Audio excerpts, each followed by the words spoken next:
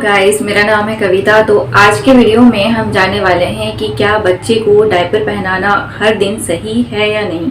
क्योंकि मेरा भी एक बेबी है और शुरू शुरू में मुझे भी बहुत ज़्यादा कन्फ्यूजन रहती थी कि हर रोज़ डायपर पहनाओ या ना पहनाओ।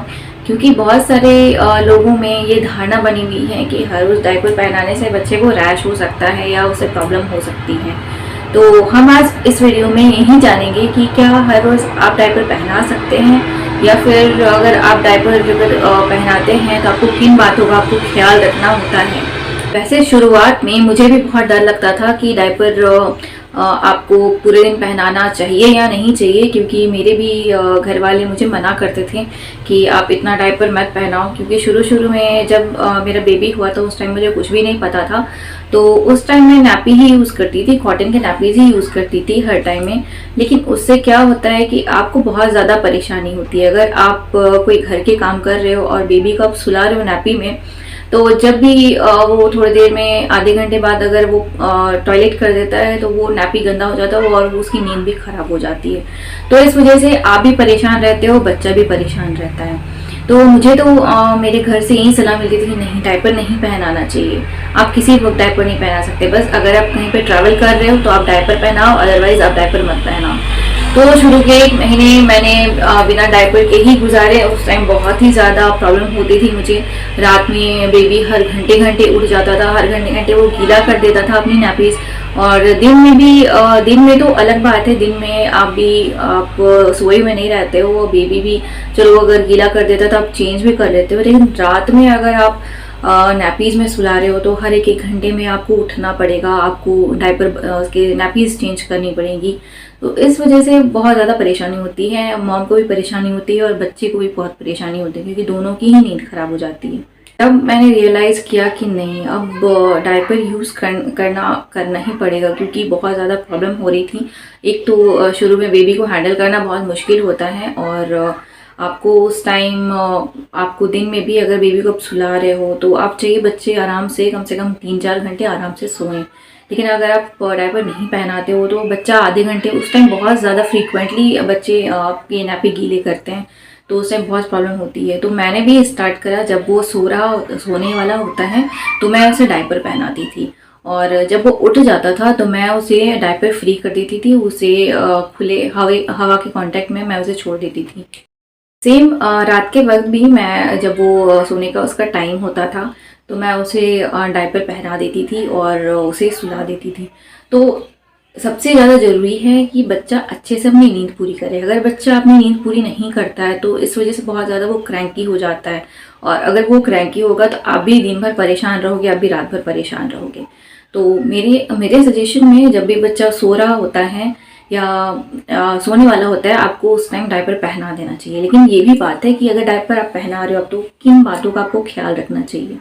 शुरुआत में मुझे भी बहुत डर लगता था, तो मैंने डायरेक्ट डॉक्टर के पास मैं कंसल्ट करने गई थी। तो मैंने उनसे पूछा कि क्या बच्चे को डायपर पहनाना सही है। तो डॉक्टर ने बोला हाँ, आप पहना सकते हैं, कोई प्रॉब्लम नहीं है डायपर पहनाने में, क्योंकि आजकल तो सभी लोग डायपर पहनाते हैं। लेकिन आपको इस बात का ख्याल रखना होगा कि बच्चा अगर पॉटी करता है डायपर में तो आपको तुरंत ही उसे चेंज करना है। आपको ऐसा नहीं कि बच्चा पॉटी कर दें और आप आधे घंटे तक आपको रियलाइज़ ही ना हो कि बच्चा पॉटी किया है, या फिर बहुत देर तक आपको बच्चे को पॉटी वाले डायपर में नहीं रखना है।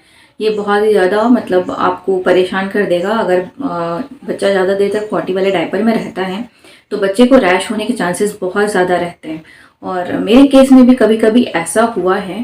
केस में भी जब ऐसे तो नॉर्मली मेरे बेबीज़ को डायपर रैश नहीं हुए हैं, लेकिन जब भी उसकी तबीयत ख़राब रहती है या फिर उसे लूज मोशन हुआ जब भी, तो उसे रैशेज आ जाते थे, क्योंकि बार बार उसको पॉटी हो रहा है उसी जगह पर बार बार तो पॉटी से क्या होता है कि बच्चे को रैश होने के चांसेस बहुत ज़्यादा बढ़ जाते हैं। और फ्रीक्वेंटली हर घंटे घंटे अगर बेबी को लूज मोशन हो रहे हैं तो आप कोशिश करें कि आप डायपर उस टाइम ना पहनाएं, क्योंकि लूज मोशन के टाइम ऐसे ही आपको रैश हो जाता है। और अगर डायपर आप पहनाते हैं तो वो आपका जो एरिया रहता है वो हवा के कांटेक्ट में नहीं आता है। तो आपको ट्राई करना है कि जब बच्चे को लूज मोशन हो रहे हैं तो आप उस टाइम डायपर ना पहनाएं। या बच्चे को रैश भी अगर होने लगा है, गर्मियों में अधिकतर अगर आप अनहाइजीनिक तरीके से आप 24 घंटे का डायपर पहनाते हैं तो भी रैशेज होने के चांसेस रहते हैं। तो आप कोशिश करें कि जब बच्चा खेल रहा होता है, बच्चा जब जगा हुआ रहता है तब आप डायपर ना पहनाएं। बाकी टाइम जब वो सोने वाला होता है तो आप आराम से आप डायपर पहना सकते हैं, कोई दिक्कत नहीं है।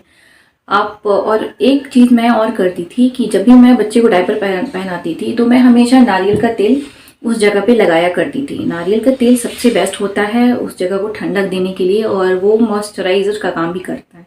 तो जब भी आप बच्चे को डायपर पहना रहे हैं, अगर आप कोई डायपर क्रीम यूज़ नहीं कर रहे हैं तो आप नारियल का तेल आराम से यूज़ कर सकते हैं, वो बहुत ही ज़्यादा सेफ़ होता है। तो मैंने हमेशा जब भी मैंने डायपर पहना, मैंने हमेशा नारियल का तेल बहुत ज़्यादा यूज़ किया है और मैं अभी भी यूज़ करती हूँ। ओवरऑल मेरा कहना है, अगर आप सभी बातों का ख्याल रखते हुए सही तरीके से अगर आप डायपर पहनाते हैं और एक अच्छे ब्रांड का डायपर पहनाते हैं तो आपको कोई भी रैश नहीं होने वाला है। ये बिल्कुल भी सेफ़ है। हर दिन डायपर पहनाने में कोई हर्ज नहीं है, ये बिल्कुल भी सही। अगर आप सही तरीके से डायपर पहना रहे हैं तो आपको कोई दिक्कत नहीं होने वाली है, बशर्ते आप कुछ चीज़ों का ध्यान रखें। तो मैं उम्मीद करती हूँ आपको वीडियो अच्छा लगा होगा। अगर आपको वीडियो अच्छा लगा तो एक लाइक ज़रूर कर दीजिए, और आगे भी अच्छे अच्छे वीडियो पाने के लिए सब्सक्राइब करें मेरा चैनल। तो आज के लिए बस इतना ही। Thanks for watching. Bye bye.